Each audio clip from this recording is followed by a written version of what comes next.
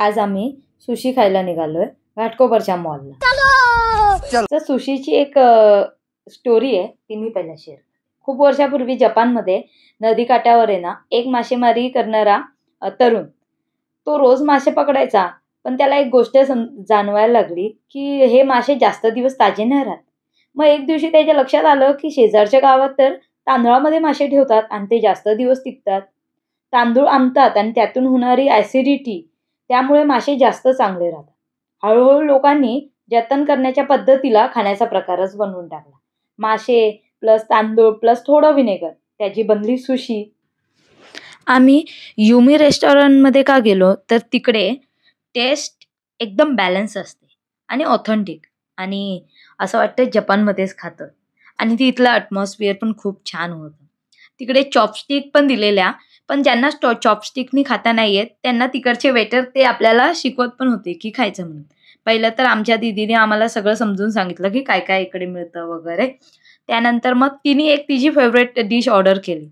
तर आम्ही तर शॉक झालो. तुम्ही पण बघून घ्या कोणती असेल ती डिश.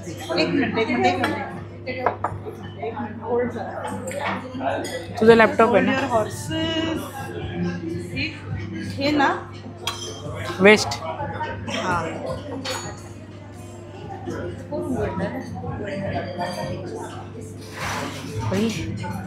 शेंगा आहे. एडमामे म्हणजे ह्या उकडलेल्या शेंगा असतात. या सोयाबीन बनायच्या आधी ज्या ग्रीन शेंगा असतात त्या आहेत. प्रोटीननी भरपूर. काय का नाव? काय नाव काय mom? We are eating edamame in Yumi. आणि मराठी शेवगा शेंगा. जसं मी बोलली सुशी ही व्हिनेगर राईसमध्ये फ्रेश फिलिंग टाकतात. त्यात नॉनव्हेज किंवा व्हेज पण असू शकतं. आम्ही दोन्ही ट्राय केलं. हे जे आहे ते व्हेज होतं. तर बाहेरचा जो तांदूळ असतो तो शिजवलेला पूर्ण भात असतो पण त्याच्यात व्हिनेगर टाकलेलं असतं. आणि इकडची सुशी एकदमच बॅलन्स होती. म्हणजे तिखट नाही किंवा एकदम बेचव नाही, खूप छान होती.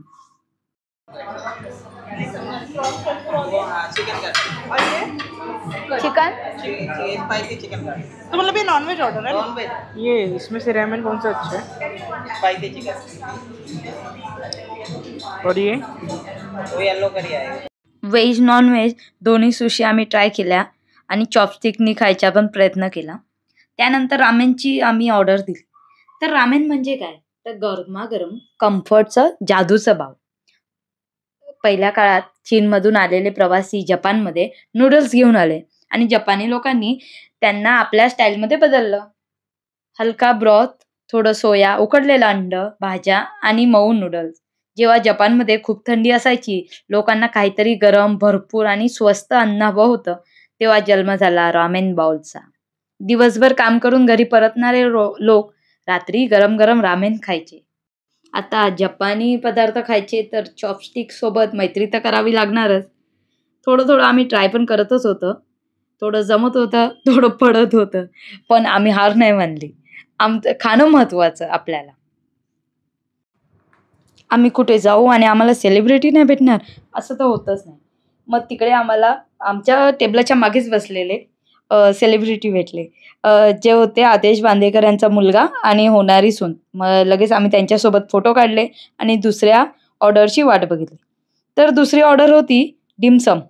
आता डिमसम हा प्रकार काय आहे तर खूप आधी म्हणजे आधीच्या काळात चीनमध्ये सिल्क रोडवर व्यापारी सतत प्रवास करायचे. प्रवासाने थकलेल्या लोकांसाठी टी हाऊसेस असायचे जसे आपल्याकडे टपऱ्या असतात.